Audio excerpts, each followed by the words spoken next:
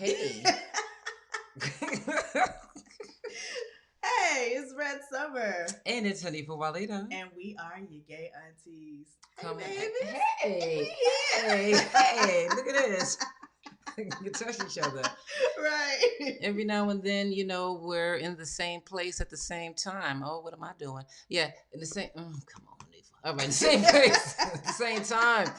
And yeah, so we're still working out this YouTube live thing, and yeah, yeah, we're excited. We're excited, so Yeah. we can talk freely whether we're in the same place or not, which is usually the default. We're not. Usually not. Usually not. All right. But today we are. Yes. And today we are here together. And for those of you all who are just joining us, or this is your first time maybe watching the live, or somebody gave you the podcast and now you're a fan, right? So now you made it to episode 75. I think it's where we 75. Are. Yes. Wow. So if that is the case, we just want you to know that Your Gay Aunties is a weekly podcast and it's centered around queer adulting. And so if you want to get some advice from your aunties on your good gay life, anything that's going on in life or love or work or anything that's happening for you, you can go ahead and send us a letter at yourgayaunties@gmail.com, or you can DM us on the Instagrams and the Twitters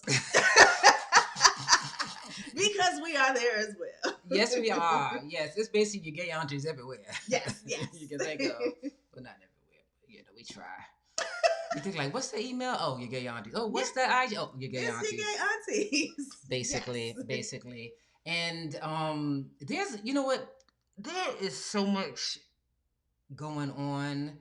It's like sometimes my mind is just like scrambled. I mean, like in the world, there is so much going on, and we do catch up, and that my catch up is there's a lot going on, and I'm trying, and I'm sure a lot of you guys are dealing with it as well, trying to know where to put your spirit, where to put your anxiety, not for nothing, how to intellectually think about something, how to take action in your own world, and between what's going on in our political landscape with the whole coronavirus and all of these things that can drum up fears and make us kind of react flippantly or maybe a little bit over the top. I don't know. I don't know how you dealing with everything. It's just a lot, yo. It is a lot. It's kind of tight times right now, right? So it just feels like stressful. It feels just energetically. I can't even think of a word better than just like tight. Like, you know what I'm saying? I'm just like, ugh.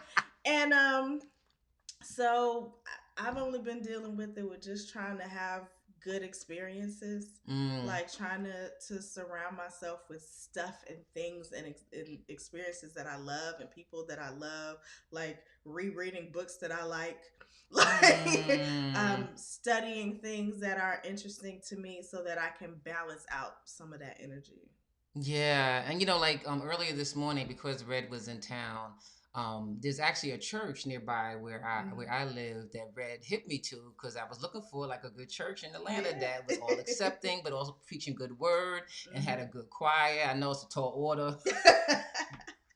But she recommended the good church. It's called First African Presbyterian here over in Lithonia. So I'm like, what a blessing. And since Red was in town, we just rolled together this Sunday. And, and I really appreciated this sermon as well, just dealing with all that it is and kind of maintaining your personal heaven so that you can exude that heaven to others and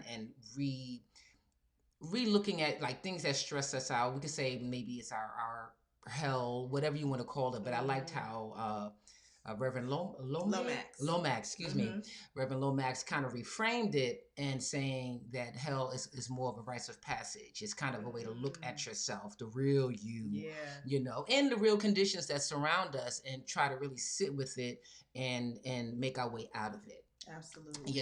And I appreciated that because there is a lot, going on. Girl, I'm like Lady Macbeth out this bitch. I wash my hands 24/7. Yes. I got and I never was a big like Well, yeah, not a big one, I mean, a little one, like just your default black, going to the bathroom, opening the bathroom door, like that, open it with the sleeves and Yeah. but now I'm like, I ain't gonna front, like I'm on it, I mean, we should wash our hands anyway on a regular basis, but I'm really washing my hands now. And I got my little gels in the car, what I'm saying? Absolutely. Yes, even I ain't gonna front, even through church service when you're greeting everybody like, and I was like, don't touch your face, Anita, don't touch your face, don't touch your face, wash your hands before you touch your face, Wow. And it's like things are gonna change. That's the sign of the time. That's the sign of the time. Like, what else is going to change? We ain't gonna be doing daps no more. We're gonna be like, it's gonna be Wakanda until this Corona crap ends. that's oh my God! Everybody's Wakanda forever. Yes. But yeah. But I just hope. What is it? March? Oh, it is March. Yes, it's Women's Month officially. Yeah. Yes, we in the house. We get our month, y'all. Absolutely. Yay.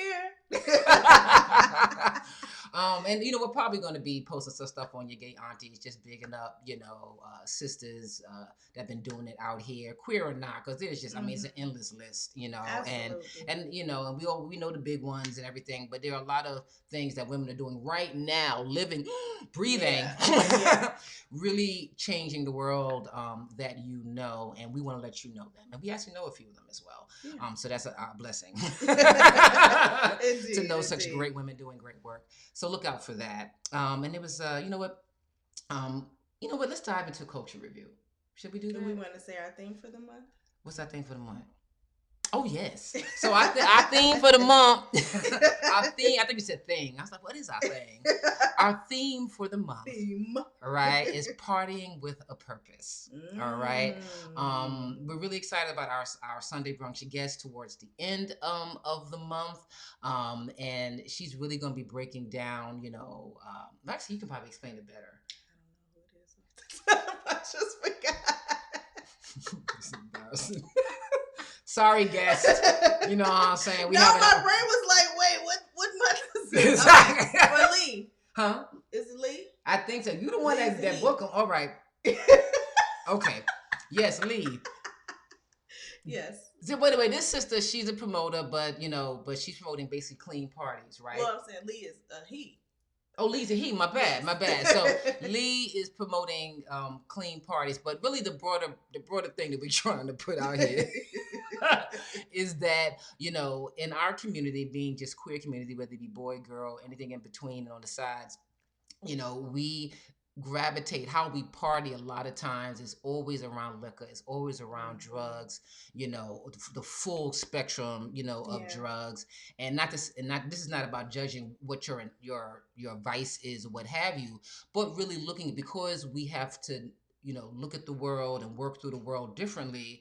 A lot of times these vices, we use them when we don't necessarily need them. Every time we go outside and party, why can't we just dance with each other? Why can't we just get high together? Literally in the natural way, and that's not something that's really popular with us. I mean, not for nothing with a lot of people, but I think that it impacts our community in a particular way because we are dealing with a lot.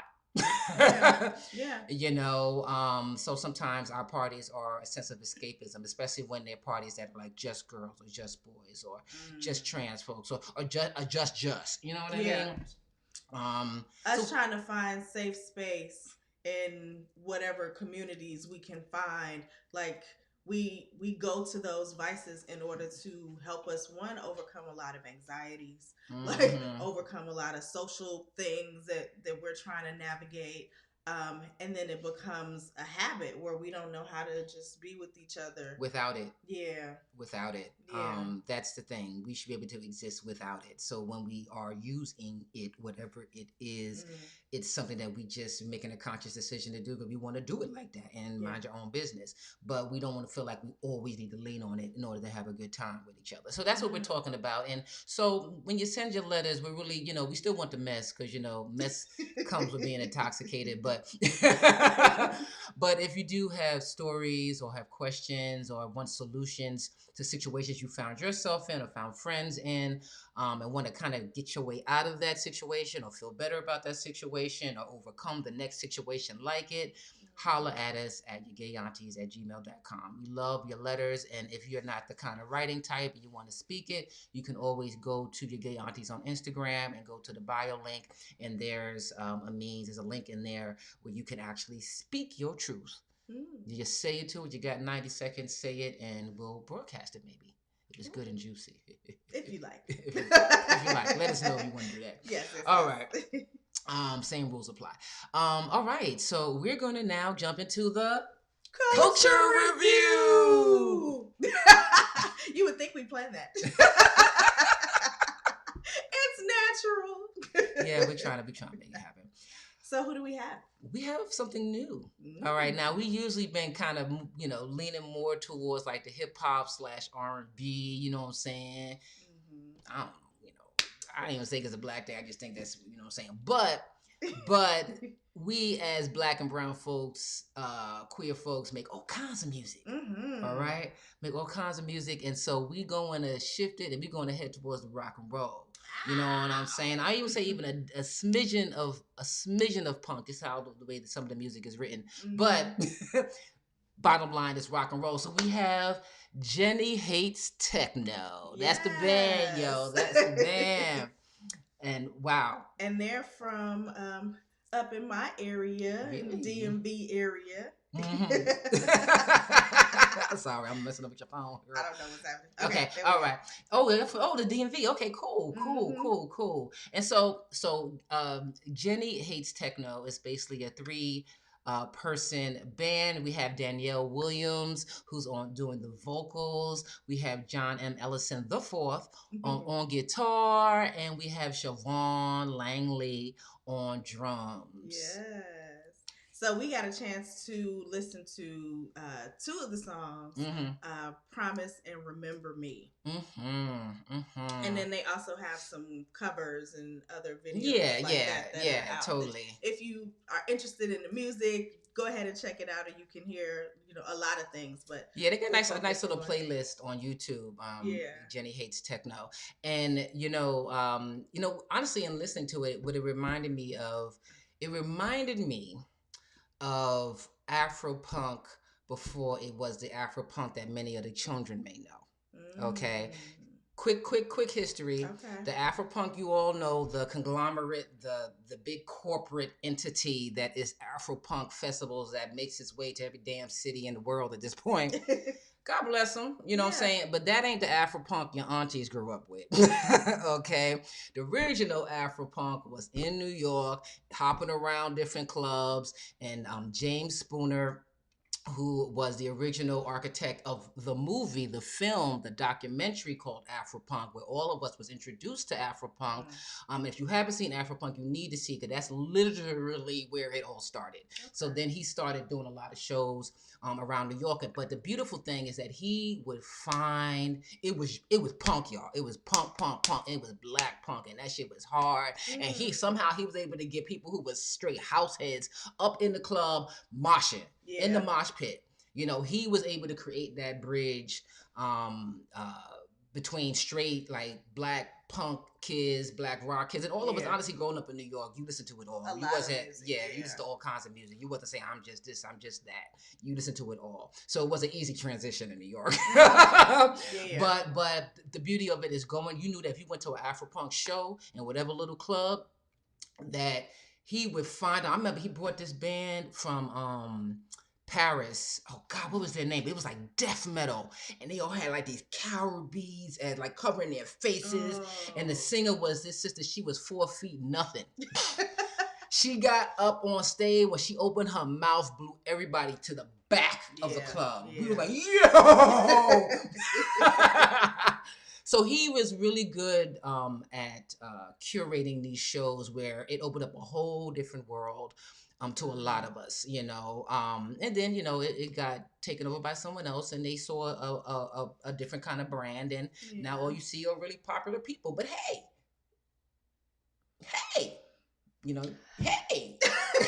I mean, mean? You know what? I'm not gonna go into that. Let's go into Jenny Hates Tech now. Right. So yeah, so they remind me of this kind of raw. This is like, how can I say, a I hate to say blackness on top of rock. It sounds like a corny way of putting it, but there is a certain, because there is something a melding of like there's like a certain kind of the approach to it. I still hear a black musical aesthetic, even though rock is all us, punk, all of that shit is us. But there still is an aesthetic that she's bringing to it that is distinctly what people who don't listen to punk or don't listen to rock and roll will still hear themselves in it. Yeah. You know, whether it's the resonance in her voice. Would you agree? I would. Yeah. And I don't have the background of like having been in the punk clubs or rock clubs or any of that. Like, I may have been to maybe 2 shows in my life that even would be like alternative or like something like that. It just wasn't a big thing in Chicago or Atlanta necessarily that I was plugged into. Like, I just happened to have a couple of friends who were musicians, and I went to their shows and was like, oh, like this is different. Like, okay, cool. And that's how I felt when I was listening to Jenny Hates Techno. I was like, oh, like this is different. Like, it's cool. Like, it wasn't as much as like, cause my fear was like, oh, rock. Okay, so let me listen. Oh no. Let me see, because it's just not something that I'm familiar with. Like, I didn't feel unfamiliar with the music. Got you. Yeah, yeah. Because there is something in her voice that's like, okay, that's home. Yeah. You know what I mean? That's home. And you know, I really appreciate. I mean, the different. Not just to get a little nerdy. You know, I appreciated the song writing. And the different progressions. There's a couple of genres they're fucking with. Like, I hear some of the punk, you know, progressions, and I hear like this straight, you know, rock and roll, and not for nothing R&B. So you can hear the influences in her songwriting, and I appreciate that. And that's what we bring to the table, quite honestly, when we take a stab at anything. You know what I mean? And yes, and y'all on, you know, the drums and the rock chords, all that is on, and it's heavy. Sometimes it comes at you like, oh, okay, cool, y'all coming in hard now. Like, which one was it? Remembered? One where they come in soft, and then all of a sudden it's like this drop it. It was Promise. All right, it was Promise. One small critique, and it's not a critique so much of the music or the band, it's more recording. And this is something that I think, in particular with rock, it's really hard to produce rock music like well. And I can't tell you how many bands, I'm sure this band is falling victim to it too, that, and I say this, if you are not a rock head or a punk head and you want to just check this band out, I say check them out. Always check out a rock and roll band live, because most likely that's where you're going to really get the real deal. Yeah. And translating that to a recording session, it's really hard to produce rock and roll. And then like getting everything leveled, you know, like, exactly. Timing, all of that. It's and so I think that maybe like the recordings you hear on YouTube will give you an idea of their work, but unless you're a rock head or a punk head or even interested, you know, but have some, you know, if you're comparing it to other rock records, like, you know, bigger bands, you can't really do that because they have people like, you know, Rick Rubin producing. They know how to produce rock music, you know. So if anything, I have any critique, the recorded version of Jenny Hates Techno, they're still growing. As a recorded entity, there's more that needs to happen there, I feel. I mean, and, you know, take it for what it's worth. And like, I can produce rock. I just know that shit's hard to produce. You know, like, I remember my favorite band back in the days were the Screaming Hellish Torsos. To see the Screaming Hellish Torsos is to see God. Literally, that was one of my most memorable spiritual experiences with rock, punk, was this one band in New York. But when they put out a record, I was like, niggas, no, you need to go see them live. So, you know, so that's I think, if anything, I'm saying go see Jenny Hates Techno live. And y'all tell us, and Jenny Hates Techno, if y'all listening to this, actually, I know y'all listening because I believe the lead singer is a fan. Hey, girl. Thanks for listening. Thanks for reaching out to us as well. But please let us know if you're going to be in Atlanta or Virginia, right? And we'll come out and support. I definitely would like to see you guys live. Yes. Word. Great. Yes. Yes. All right. So now it's time for a little break. And all I want to say is what I always say. We love, sometimes I hate, we need your support, we need money, because it sounds, it's always finding the language around this, but really what it is supporting a community that we're trying to build here. You know what I mean? To keep things going. So y'all need to roll on over to patreon.com/ guess what? Your gay aunties. Surprise. Surprise. Okay. And there you'll find all that you need to succeed or to proceed. Get on the mic. All right. Yeah, to get on with us anyway. But yes, there's so many different ways on Patreon where you can give a little or give a lot if you got it. I always say give what you can when you can. And we have all these wonderful incentives. And one thing we're seriously thinking about, we're still testing out this Ecamm Live and coming to you on YouTube. So this is kind of pre-recorded, but you'll be able to see it on YouTube, and we'll give you the link down the road. But I think for Sunday brunch, I think we need to expand it that we're just going to start when we get this lockdown and start coming to you guys live. And if you pay that $10 a month, you get access to us live. That means we can be in the comments section. We can be kikiing through the whole show. You know what I mean? Fun. That's gonna be fun. That's gonna be fun. So it's not just the fourth Sunday, which is always a special Sunday because it's when we have our guests. But to actually get access to us live every single Sunday. So essentially, we have a Sunday brunch every Sunday. Well, maybe breakfast, because we do it kind of early. We're gonna figure that out. Absolutely. But hop on over to patreon.com and just put in Sunday brunch tier, $10 a month, and when we have it together, y'all have it. Immediately, going live together. And otherwise, the merch store is there, shit looking cute. We want y'all to be taking pictures in like the hoodies, or when it gets warm, the t-shirts or the bags or the whatevers, with your gay aunties and living your good gay life, So support us that way if you're the kind of swag person where you just want to be wearing your gay aunties out there. And with that, is there anything else for announcements? A little bit. We know that our loyal listeners love the auntie gems that we drop, right? And so if there is one in particular that you found that has been great for you and you think that we should include that in our auntie merch, we just want you all to let us know. Wow. So go ahead and go to your gay aunties on Instagram. Tell us which one that you want us to include in there, and we'll get those out for you. And there you go, bada bing, bada boom. Yeah, we're gonna be getting them quotes out to you because we be saying shit. Yes. Yes, that it. I think that's it. Then we move on to the letters. All right. There you go, your letters. But we kind of talked about that, so let's maybe go into that one. Yes, do that. Yes. Okay. Do you want to read it? No, you go. I can read it? Okay, I can read it. All right, so this letter is from D, right? Okay. D. All right, assuming D is a she. The way that D is spelling D. All right. Hey, aunties. Just wanted to say that I love the podcast. I listen every week. Just have a question about how to go about making new friends as an adult. Oh, child. I think it's hard, but maybe it might not be. I've recently gotten back into working out, and I always see this stud working out as well. I've been wanting to just say, hey, what's up? Want to hang out?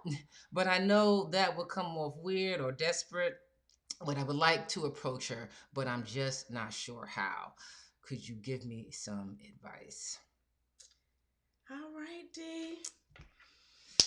I will say, okay, so my wife is a gym rat too. So she had a similar experience where now she, has a really good gym friend. So how she did it was like, they would kind of like see each other in the gym, and she would say, hey, like, show me that thing that you were doing. Like, how do you, whatever. Is there a certain technique I should know about, when I'm doing that? And so they were able to strike up a conversation about this thing that they had in common that they Mm-hmm. both really enjoyed. And so when they would see each other in the gym, then, they would be like, hey, hey. And that's really what a lot of that thing of like meeting someone, is just finding that common ground, that common thing. Yeah, like spot me. You want me to spot you? Like, little, as far as the Jim her Yeah. specific situation, and I get it. You don't want to come out like, hey, you want to be friends? I I need need friends. friends. Hey, I'm not trying to come on to you or nothing. I just want a friend. I get it. You can't roll like that. I mean, it may come off a bit weird, even though that's really what you want to say. It is, and it's real. So, like Red said, really approaching it on commonality and just being chill. At the end of the day, people want to hang out with people they have things in common with, and that's cool as hell. So be cool as hell. It's like, yo, man, how you was doing that? I mean, I ain't really gym rat, so I don't know what they call them. That exercise. Yeah. Then that's the best way. And whatever your commonality, and I wanna amen you, because I'm going to the exact same thing. And I like how she is really highlighting the idea of making friends as an adult. Now, Dee didn't say how old she is, but when you're in your young 20s, it's a little bit easier to make friends, because you're out there in the world, you're trying to figure things out, and everyone else at your age is trying to figure things out, and you figure out things together, and you make those long-term friends, because you're figuring out things in that pool of commonality, or you're a little bit younger and in college, and you have those lifelong friends, whatever. Mm-hmm. But as soon as you start scraping 30, 40, your ass want to move somewhere new in your late 40s, like myself, when nobody know your damn name, and you try to make a friend. It is difficult. It is difficult. I'm not even gonna lie to you. It is very difficult, because the older you get, people get settled in to their ways and their peoples, and especially in particularly with women, just the way we're socialized. Once we have our crew, that's it. That's no it. No new friends. You know what I mean? Or it's just work. It's work. It's work. And it's hard to get into the overall crew, so you got to go in through somebody. Mm-hmm. That means you got to do the work with somebody, and then she kind of brings you in. And maybe you don't need to be in the crew. Maybe just you like that one person. You may not like the rest of the crew. So, again, it's about commonality. That's how I'm approaching it. Right now, the commonality here is literally accents. When I hear a New York accent, home, yeah, home. Okay, so I can talk real quick with you. You know what I'm saying? I can curse my ass off, and nobody tripping. Okay, I can sound really harsh, but I'm not really sounding harsh. I'm really cracking a joke. Like to be understood is friendship. Yeah. You know what I mean? Really to be understood. So that's one of the things that I'm being challenged with, and it's really easy to kind of crawl into your, peeking out the window, because you're trying to find friends, but like you said, the older you get, your ego gets into it too. It's like, I don't be saying, yo, you want to be friends? You ain't trying to do all that. Mm-hmm. You know what I mean? So for me, it's commonality through its music, through the arts, slowly but surely, and being a little bit courageous. You got to kind of put yourself out there. That's what I was just thinking about. It's like, a lot of the difference between like you making friends like really easily when you're in your 20s and versus like 30s and 40s is that you're so optimistic. Mm-hmm. Like at that time, like you don't go in assuming that people won't want to be your friend. Exactly. So you just, you're like, hey, we're in this same class. Mm-hmm. Let's go get some coffee. Like, and it's super light.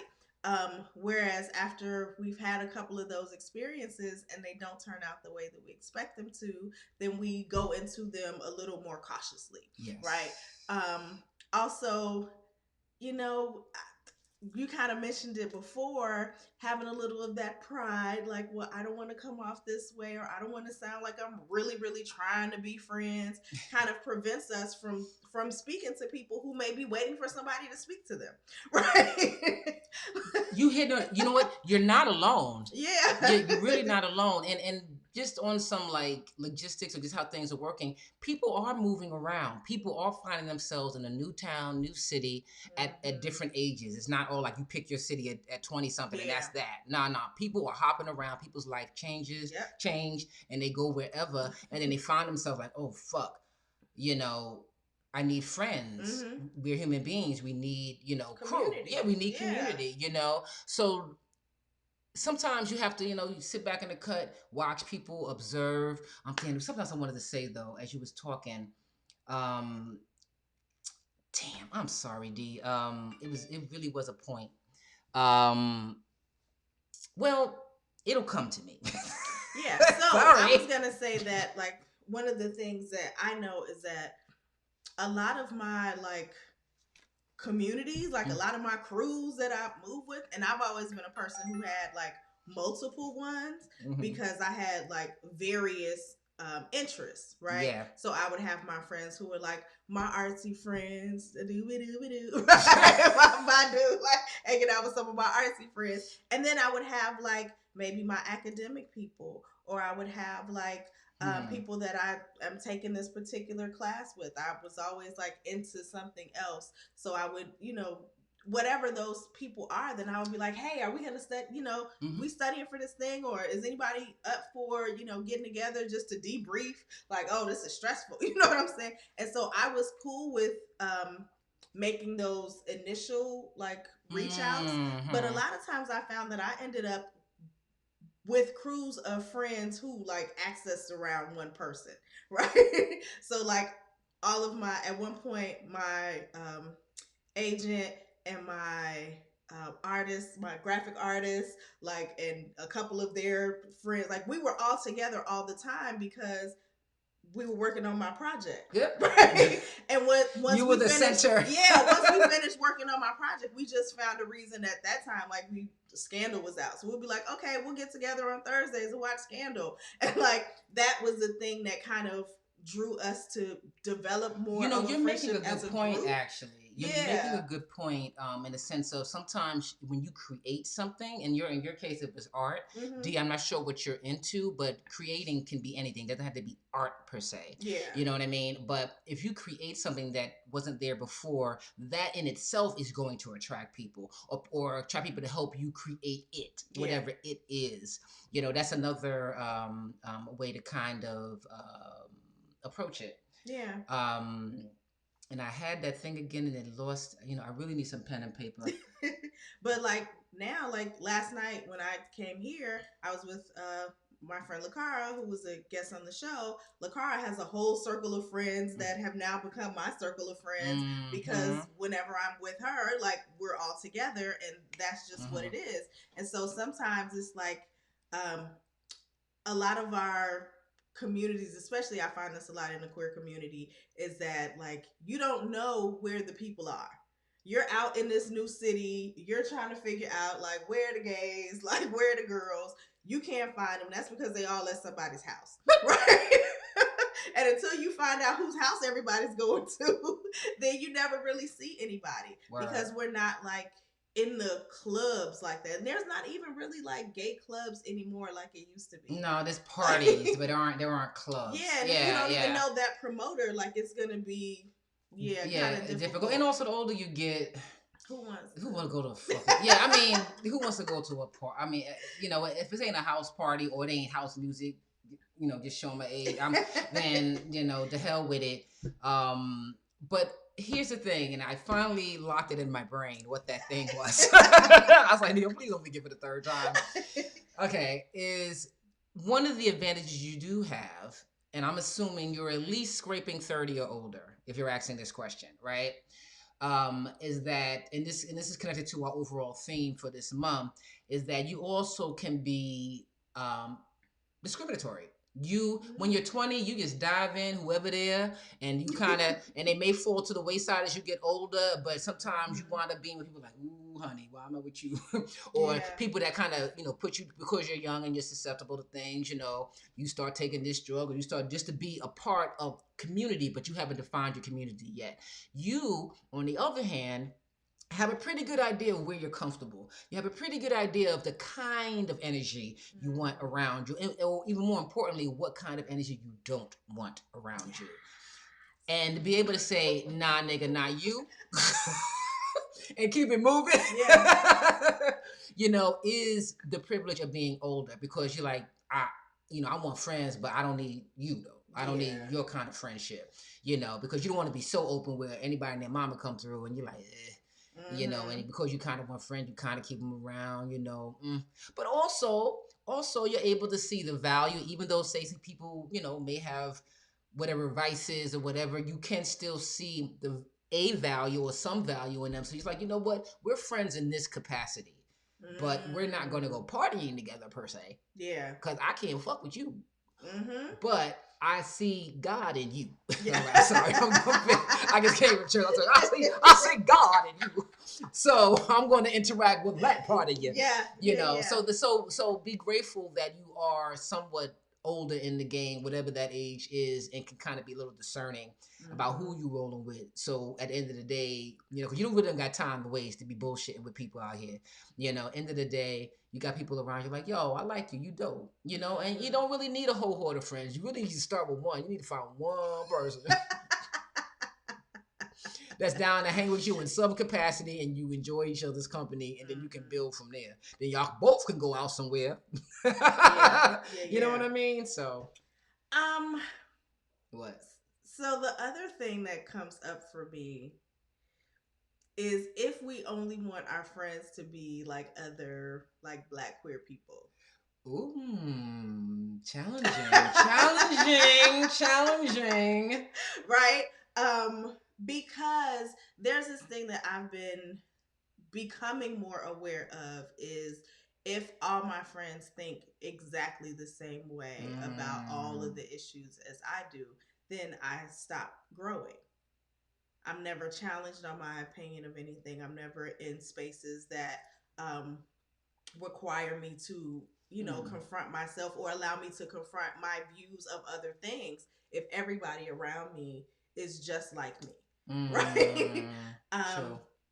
And so like that's something that I'm working on doing more of, because I realize like how insulated I made my communities when, if I had a situation or an incident that was like averting to me or like caused me to be like, all right, I'm not being around them no more. Right? When I had those times where I cut that off and I just went to all of my safest, like most familiar places, then the variety or the diversity of people that I gave myself access to became so much smaller. And so maybe like the real good friend that you're going to find in this city or space that you're in now might not be like what you're used to.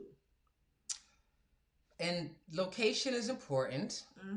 We don't know what city or town you're calling from. Like huh?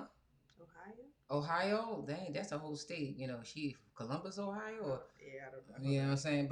But before I moved to Atlanta, I was living in this little town called Northampton, Massachusetts.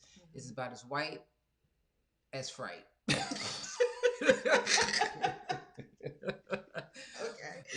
And I literally was just grabbing Negroes off the street. Hey, let's be friends. Yeah. That's like the first Black, obviously lesbian woman I saw in the street. And mind you, this town is filled with lesbians. They just all white. Yeah.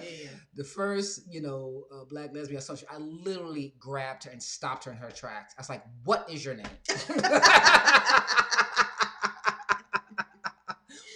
And then we became friends. You know what I mean? And mind you, the crew was really, really small. Yeah. But it was enough to get me through until I escaped.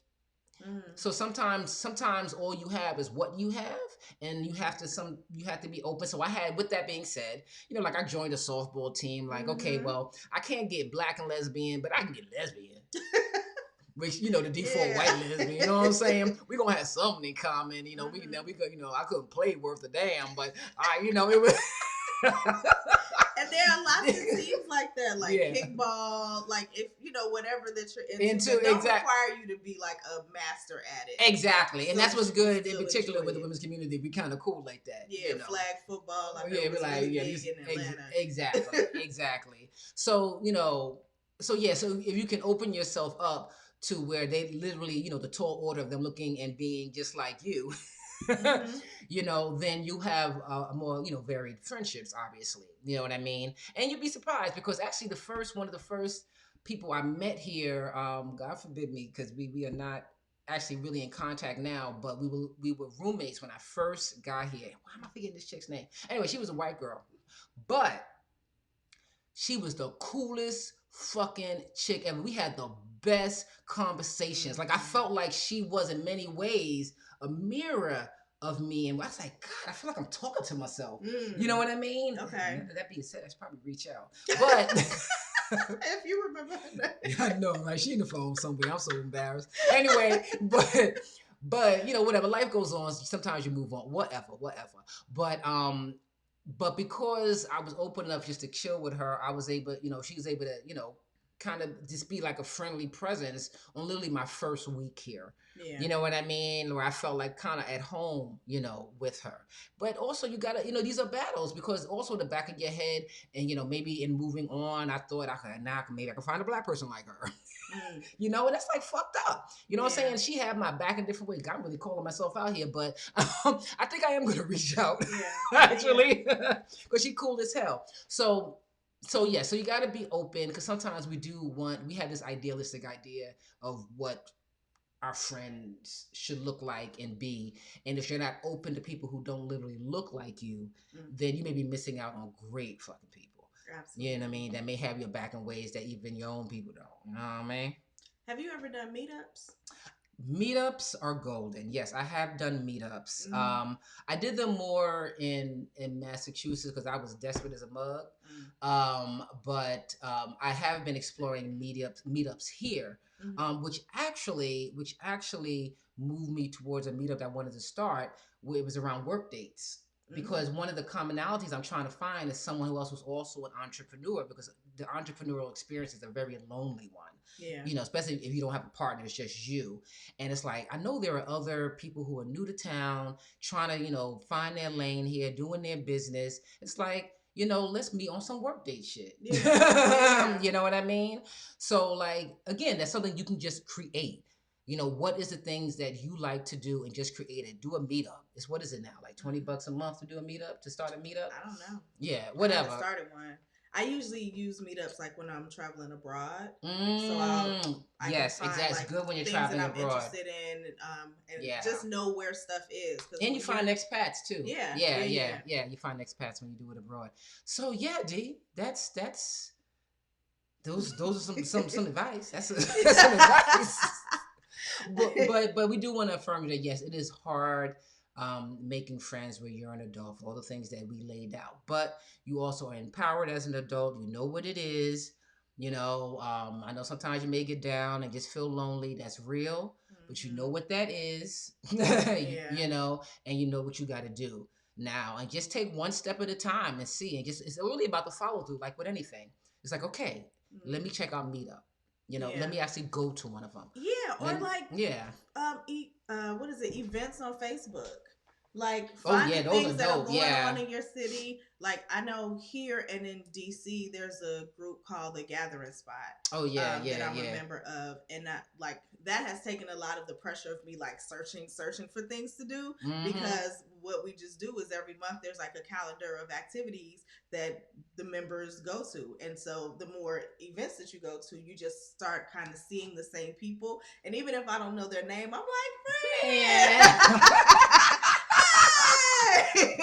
And you spark up these conversations about, all of the things that you're interested in. So even if something like that is not happening in your city, it's not hard to just do a Facebook event.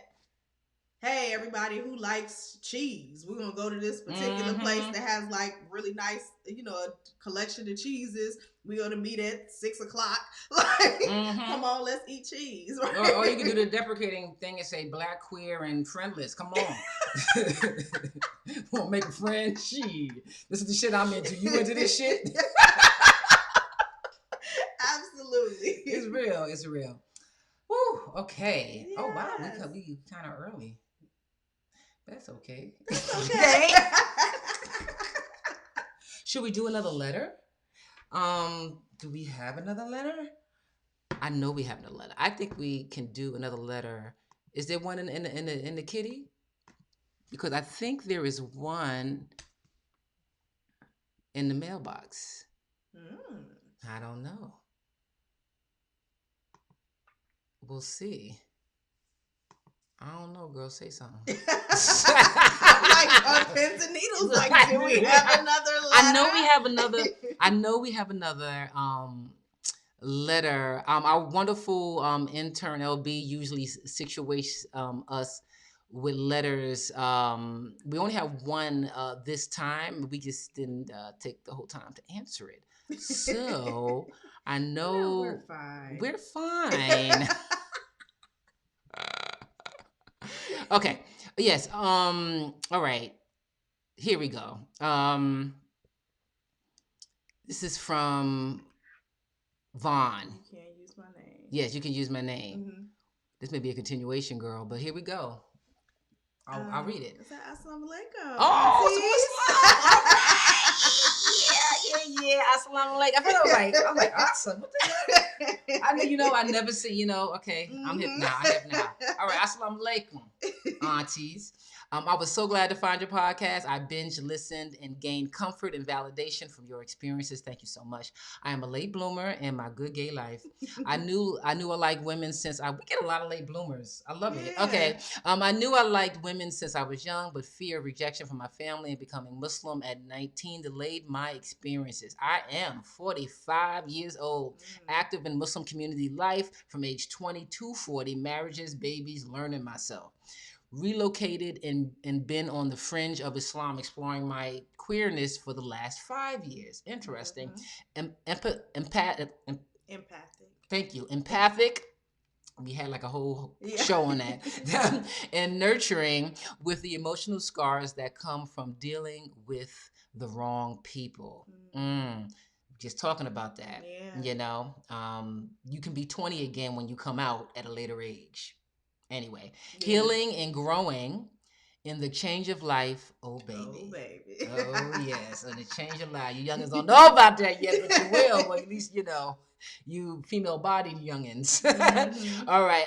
So I decided to make this my celibate year because my needs have not been being met. See, that comes with age. Like, fuck the bullshit. Yeah. I've been attracting broken people when what I want is someone to nurture and support my growth as I do.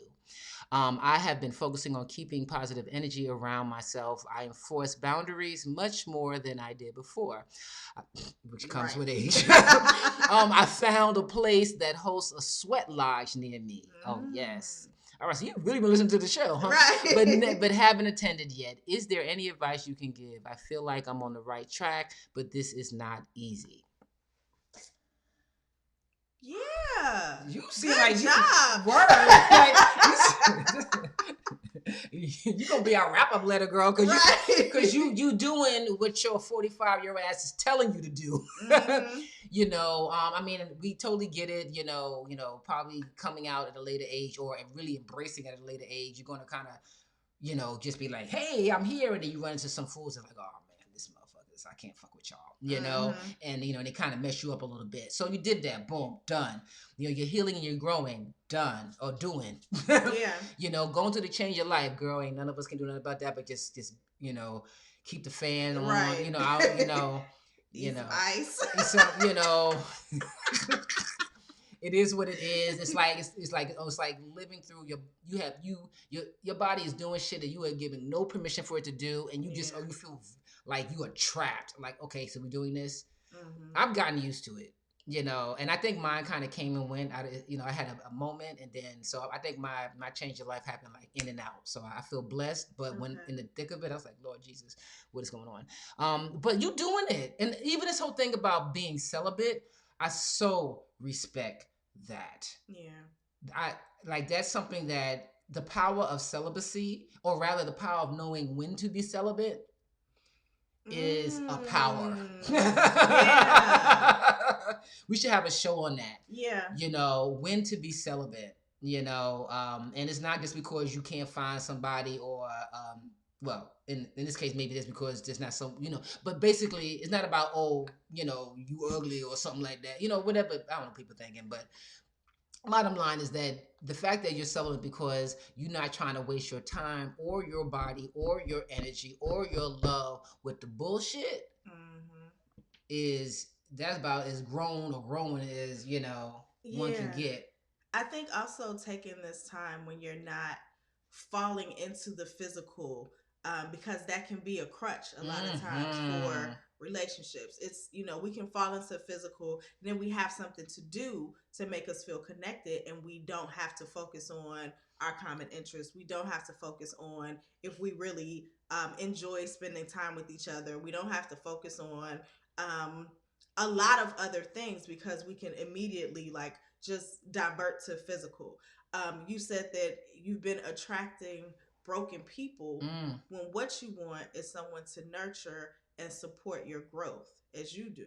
So making sure that you are focusing on what in you is attracting people that you have to do all of that work on, when what you're looking for is somebody to pour into you, right? Yeah, or who has been doing the work on their damn selves. Yeah. That, you need someone who is maybe emotionally intelligent enough to be able to help you to move to a higher level as well.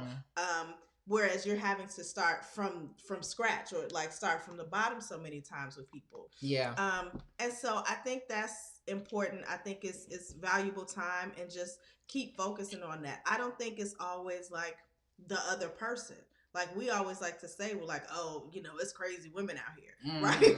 And of course, it's crazy everybody everywhere. But you're not. But if you're only attracting the crazy women, then they see something in you. You the other side of the Velcro, honey. You the other side of the Velcro. You know what I mean? Right. And so, I used to always say, I'm not a nurturing person. But I always brought to my space people who required nurturing, and therefore I couldn't even deny that part of myself.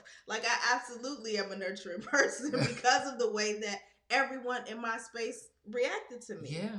Or the role that I played in a lot of my relationships. And this is my friendships, my romantic relationships, the many children that I brought into my life. I had to stop saying that. And so sometimes we have to think about the things that we are denying in ourselves in order to really be able to tap into who we are, how we're showing up, and what we attract or call to other people, so that they come into our lives expecting this experience.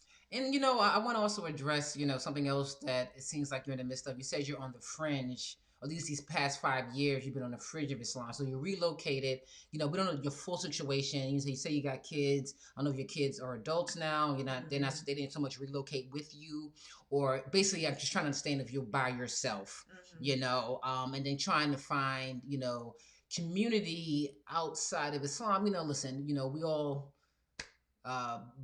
are or been Muslims here. And we know that it is hard to be embraced, just like very devout Christian or just devout religion, period. It's hard to be embraced as a queer person. So having your Muslim community and having your queer community and those being the same thing is damn near impossible. Not to say they don't exist, but the ones that I've found are, to just keep it 100, are non-African American Muslims, believe it or not. Okay. And that may be, that's a cultural difference there. Yeah. So even though you have Islam, and so I'm not even sure if you're seeking that. But I do understand why you needed to maybe step away a little bit so that you're clear on yourself. But it doesn't mean that, if you still have a love for Islam and you still feel there's a place for Islam in your life, then that is a truth. And you just need to make sure you're right with your queer self before you step back into that. Now, you may not be stepping back into community per se, but you don't need community per se to have your personal relationship with God. You know what I mean? Though community is always a great thing. Yeah. Muslims out there. But you can still make it happen. And you can still probably find other queer Muslims just being true to yourself and your own queerness in your relationship with Islam, if you still do have a relationship with Islam. But I want to respect that you at least acknowledged yourself, your this aspect of your own godliness, of your selfhood. You respected it, and you said, you know what, I'm not going to get a clear view unless I move away from Islam, because there's aspects of the way it's practiced that is going to be toxic to my personal growth. So it's really not Islam. It really is the people who practice. Let's just keep it 100. That's with every religion. It's going not back to community. Exactly. So I just want to, say that I respect you for making that move, because I know that was a big one. Especially if you was in the community for over 20 years. That's a big choice to make, but you chose yourself. And you chose your, whatever your higher purpose is going to be in life, that your queerness is a part of that.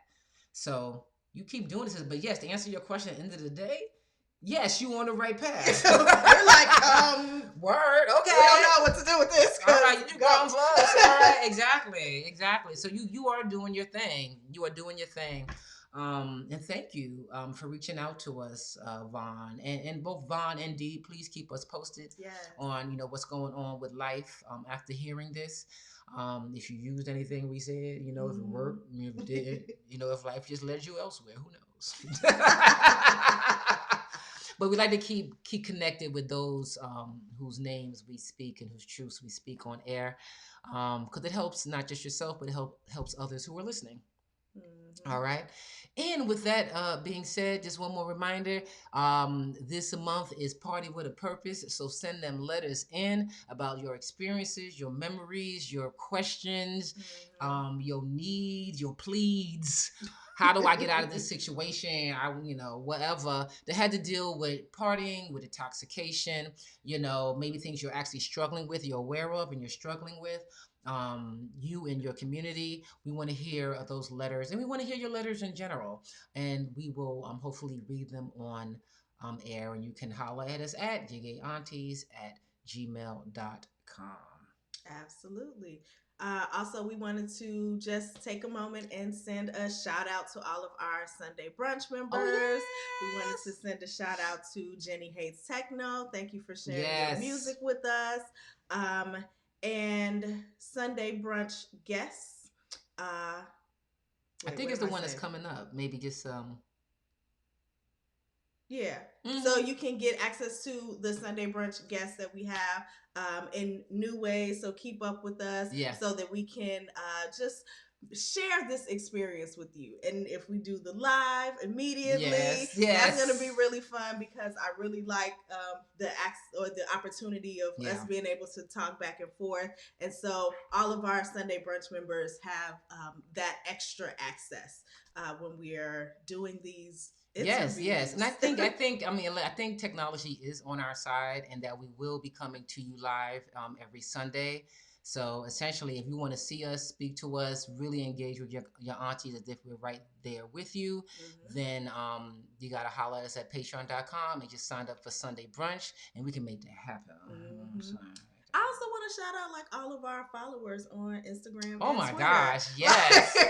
We are growing exponentially. Yes. I love it. Really great. Yeah, it is great. You guys are great. I love how you engage with the content we put up there, and we're learning so much on what you like. We want to give you more of what you like. We want to put some new stuff up there, and it's a lot of work. And with that said, also, I want to big up our interns who really, literally, we will not be able to do this.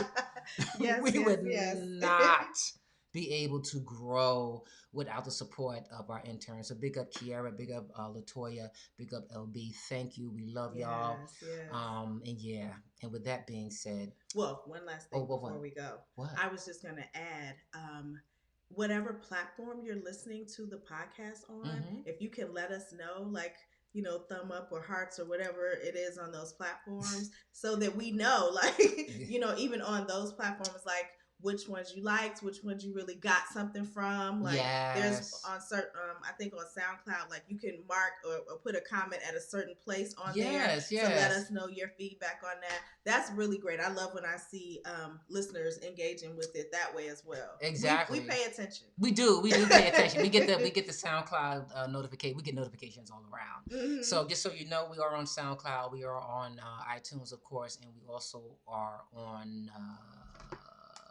Stitcher. We're on Stitcher. Yes. On Stitcher. We're not sure about Spotify yet. They have some weird fine notes that I gotta read, the fine print, but hopefully we'll see, we'll see about Spotify, but let us know when we hear you. And also, we love your reviews on iTunes, because that just helps us. And I think we're up to like 121 freaking reviews. Okay. All right. Amazing. Yes. You can also, if you want us to, you can also use Speak Your Truth to review us, so we can hear your voice giving us praises, and maybe put that on the show too. It's all fodder for good content and community. You know what I mean? Yes. And so with that being said, I am Hanifa Walida. And I am Red Summer. And we are your gay aunties. All right, y'all. Bye. Deuces.